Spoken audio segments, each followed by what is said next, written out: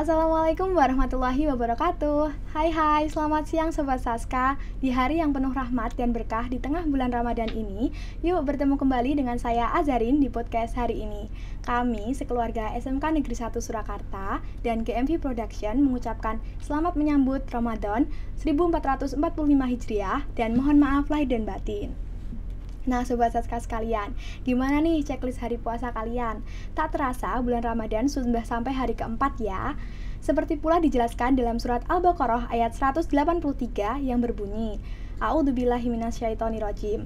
Ya ayyuhalladzina amanu kutiba alaikumusyamu kama kutiba alladzina min qablikum la'allakum tattaqun.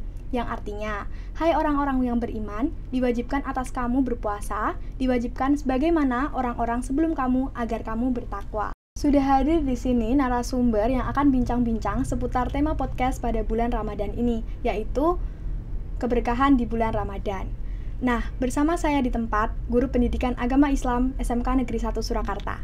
Assalamualaikum Bu, mari perkenalkan diri kepada Sobat Saska sekalian.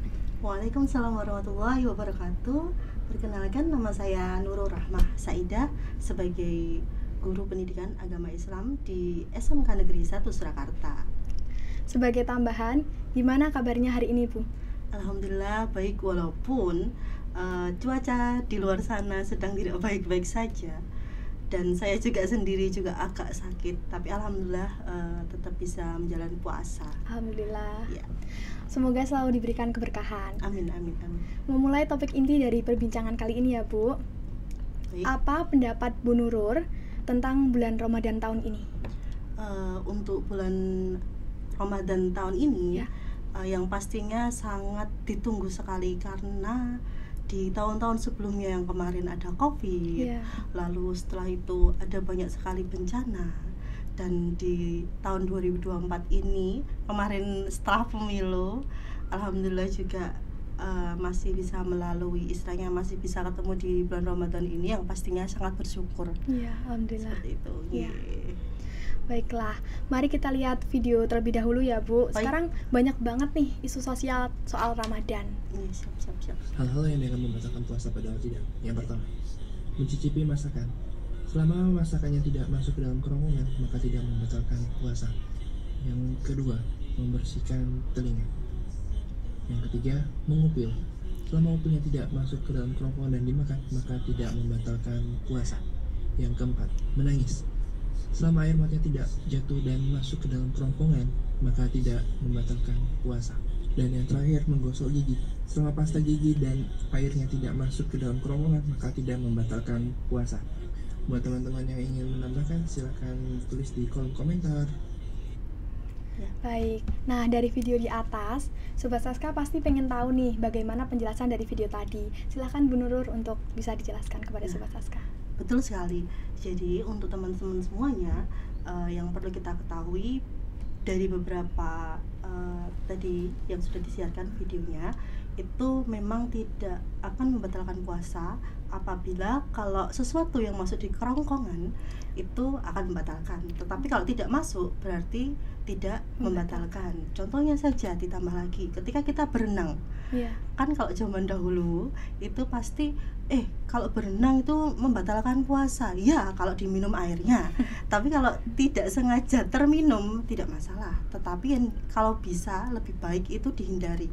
Jadi ketika berpuasa ya hindari berenang dulu.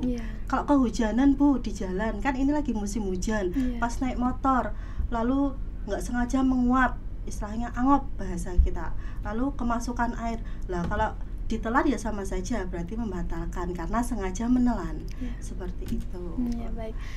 Kalau dari tadi Bu, yang Bu Nurul kan sempat bilang tuh kalau berenang bisa membatalkan, apakah itu dari pengalaman Bu Nurul pribadi atau gimana?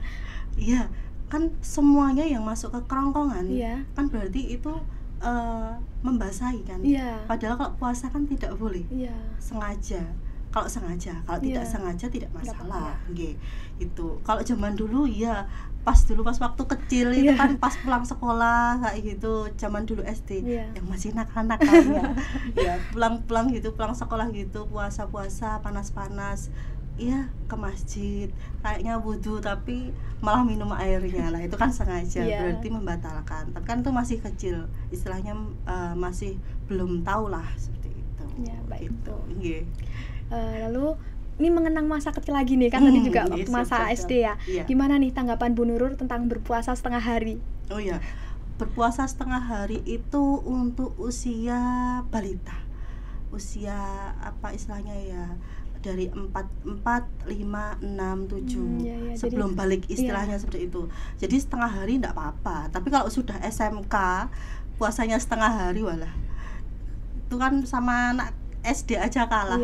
Sekarang anak SD terus yang bersekolah istilahnya yang di swasta itu kan sudah diwajibkan, walaupun kelas 1 itu sudah diwajibkan berpuasa. Istilahnya mengenal sebagai pembiasaan dari kecil untuk berpuasa walaupun setengah hari. Setelah itu nanti di usia sudah balik istilahnya 7 tahun ke atas paling tidak itu ya harus 1 hari full gitu. Tergantung apa didikan orang tua di rumah juga, tidak hanya dari gurunya saja. Jadi antara orang tua dan guru itu ya saling gitu.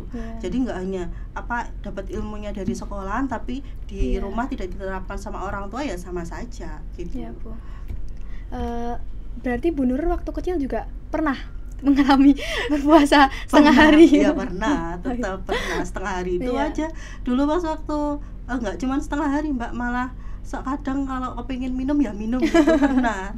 Tapi kan dulu lucunya gini, kalau puasa itu ada namanya Mbak, puasa sapi gitu. Puasa sapi gimana tong? Habis makan dilapi, habis itu puasa lagi gitu. Iya, saya juga pernah itu. Lah ya makanya. Di media sosial kan lagi tren nih Bu tentang umat Kristiani yang ikut melaksanakan puasa Ramadan. Dari tren tersebut, kira-kira tanggapan Bu Nurul gimana? Kalau untuk tren itu kan hanya mengikuti ya Mbak ya. Tapi kalau untuk agama itu ya urusannya masing-masing. Itu mendapatkan pahala atau tidak kan itu juga wallahu alam ya Mbak ya. Itu istilahnya di ajaran kita itu kewajiban sebagai seorang muslim harus berpuasa gitu. Tapi kalau untuk di agama yang lain itu kan ya beda lagi gitu. Ada juga puasanya ada. Cuman kan kita enggak tahu ya. Jadi kalau semuanya mereka mengikuti ajarannya kita ikut berpuasa ya enggak masalah, enggak apa-apa gitu. Mungkin saja dengan cara seperti itu mereka merasa menghormati temannya yang muslim, aku yo ikut puasa gitu. Kan aku yo juga pengen. Nah, itu enggak apa-apa, enggak masalah gitu. Itu juga enggak istilahnya enggak membuat kita itu rugi gitu, enggak, malah itu menghormati kita juga. Ikut enggak jajan gitu, itu kan salah satu menghormati ya, bukti toleransi aja lah gitu. Untuk ngabuburit spesial nih, boleh spill dikit apa hal yang paling menyenangkan yang pernah Bu Nurul alamin saat ngabuburit? Ngabuburit itu masa-masa muda dulu. Tapi kalau sekarang itu ya boleh di rumah, masak di rumah kayak gitu. Sama keluarga. Sama keluarga. Tapi kalau ngabuburit ya dulu itu pas zamannya masih muda, pas zamannya kuliah itu wajib yang namanya ngabuburit gitu. Jadi jajan lah, istilahnya ngabuburit itu jajan. Kalau nggak jajan itu ya kurang gitu kalau pas puasa itu. Saya juga ngalamin kok Bu, kayak ngabuburit itu seru banget pasti waktu zaman-zaman Bu Nurul muda dulu. Wah, ada video lagi nih ternyata Bu. Kita lihat sama-sama dulu ya.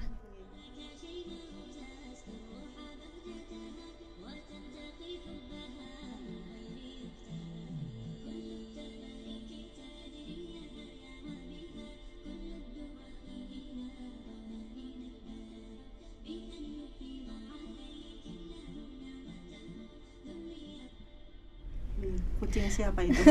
Lucu banget. Nah, dari video tadi, gimana sih menurut pendapat Ibu Nurul tentang hukum tidur sepanjang hari saat puasa? Nah, kan kita mengetahui rukun Islam itu ada 5. Yang pertama syahadat, kedua sholat, ketiga puasa, keempat zakat, kelima naik haji. Nah, kalau kita seharian pas waktu puasa kita tidur, itu kan berarti tidak menggunakan waktu dengan yang sebaik-baiknya. Istilahnya malah digunakan untuk bermalas-malasan. Nah, itu sangat ceroboh sekali. Padahal di bulan Ramadan ini atau di bulan puasa ini bagaimana caranya kita itu berlomba-lomba mencari pahala yang sebanyak-banyaknya. Menggunakan waktu sepositif mungkin kan gitu, pahala dibuka, istilahnya setan itu dibelenggu. Nah seperti itu, sampai kita bermalas-malasan kan berarti setannya diri kita sendiri. Ya kan, tidur terus dari subuh sampai mau maghrib tidur terus lah, terus duhur sama asarnya kemana? Nah padahal kan kita kewajibannya untuk sholat. Nah lah itu puasa iya, sholat tidak, ya sama saja. Itu makanya ketika kita berpuasa yang bisa itu ya menggunakan waktu dengan sebaik-baiknya.